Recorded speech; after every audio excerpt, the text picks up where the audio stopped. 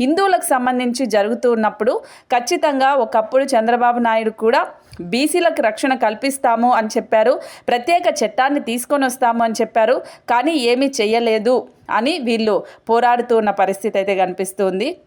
భారత చైతన్య యోజన పార్టీ అధ్యక్షుడు బోడే రామచంద్ర యాదవ్ అయితే ఇప్పుడు ఇలా పోరాటం చేయటం వల్ల, ఇలా ర్యాలీలు చేయటం వల్ల ఇప్పుడు అతనిపైన కేసు నమోదు చేశారు పోలీసులు. ఖచ్చితంగా అతన్ని అరెస్ట్ చేస్తాం, కఠిన చర్యలు తీసుకుంటాము అంటూ ఎస్ఐ వేమన కూడా మీడియా ముఖంగా తెలిపారు.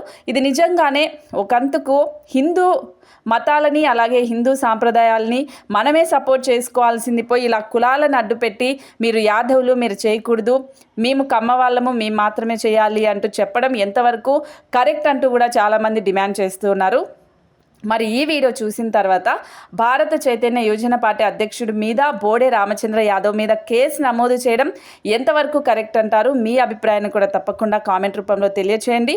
సో ఎప్పటికెప్పుడు ఇలాంటి లేటెస్ట్ అండ్ మీ అందరికీ ఉపయోగపడే వీడియోస్ కోసం ఖచ్చితంగా మన ఆర్టీవీ ఛానల్ని సబ్స్క్రైబ్ చేసుకోండి, లైక్ చేయండి, షేర్ చేయండి.